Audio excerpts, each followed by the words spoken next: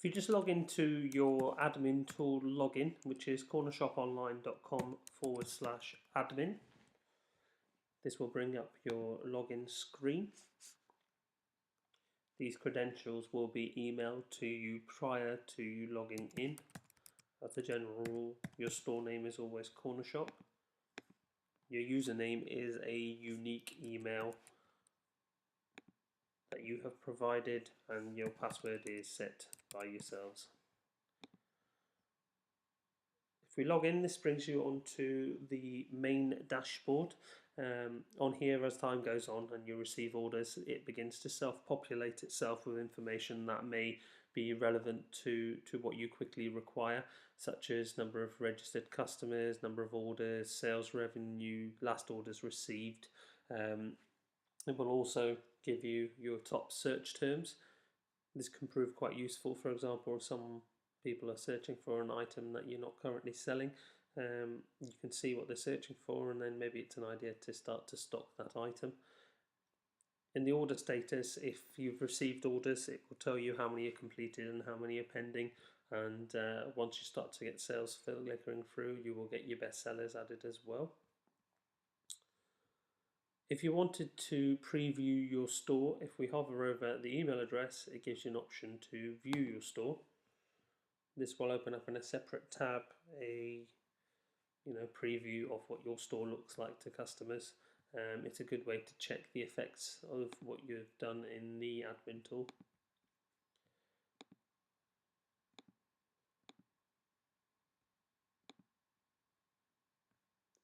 If we go back to the admin tool, the easiest way to conduct sort of major product management is to go into the catalogue option, go into product management and manage products.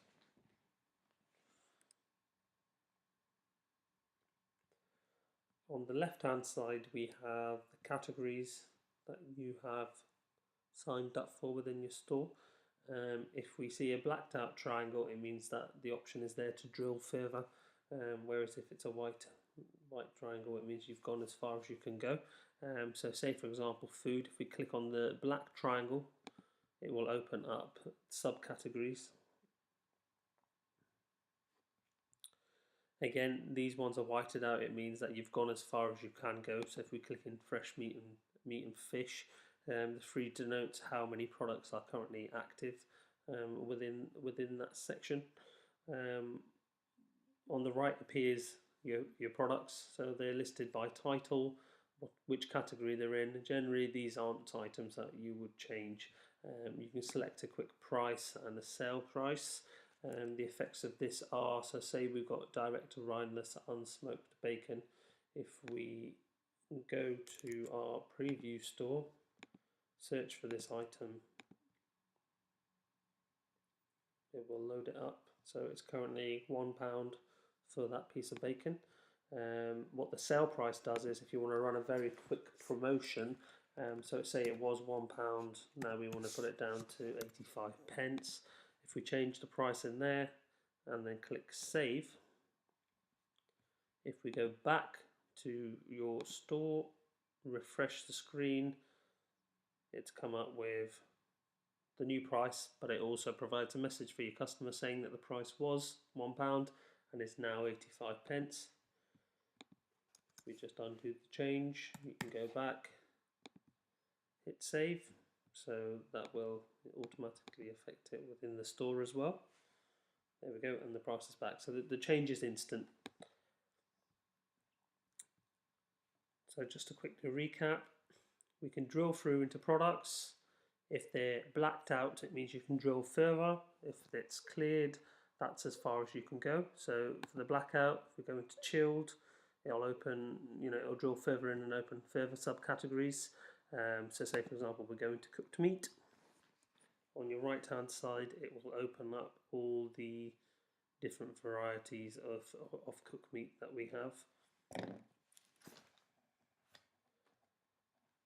As shown previously in the clip, you can change your prices here, and you can change your sale prices in this figure. When we make any change to the prices in these 2 tabs, we must hit save, which fixes them. we are able to enable and disable products. So currently this store is selling all these products, and these are the ones that it has the option to sell, but they aren't currently enabled. So we wanted to add them to the store. So that's best in wafer thin ham. If we hit enable, we can, or we should find that this product is now available in store.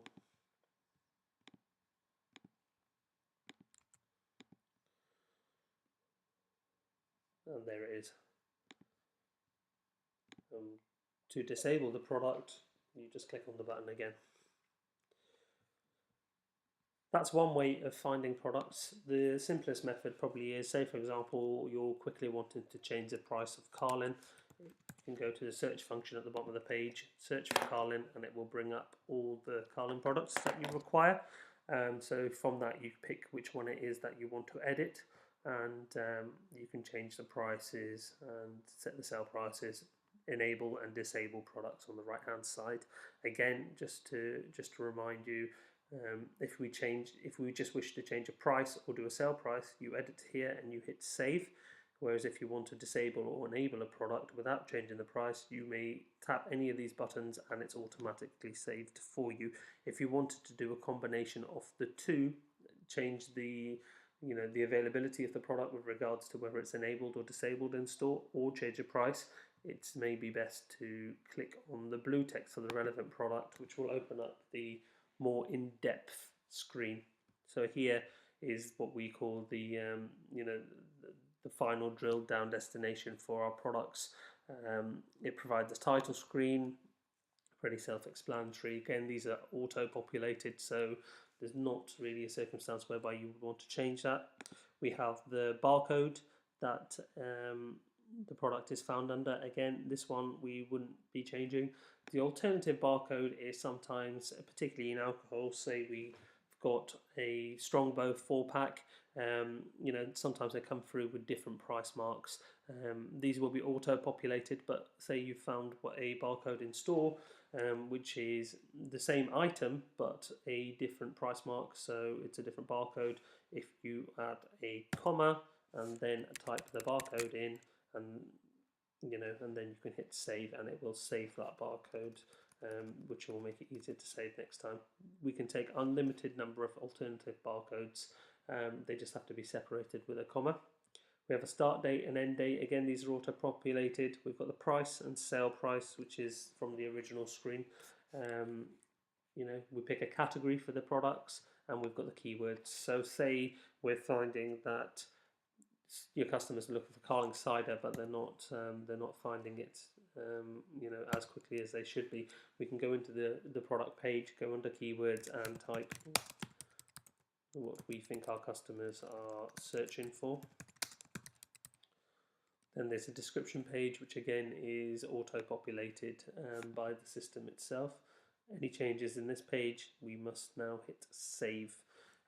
If we go back to our manage products page, certain products, for example Carling, will have numerous hits, but we will have other products such as, say, Happy Eggs, which will take you straight into the drill down option. This is nothing to worry about. It's pretty much just exactly the same as the page prior to this. It just comes up with more detail. So like I said before, title, the barcodes, these are all items that you wouldn't need to change. They're self-populated. You can change your price here. You can set a promotion price there. If you want to enable or disable a product, so this product is currently not for sale in this store. If you wanted to make it available for sale, you would hit enabled and then save. You can change your keywords, and there's your product description. Categories, etc., are always self-populated.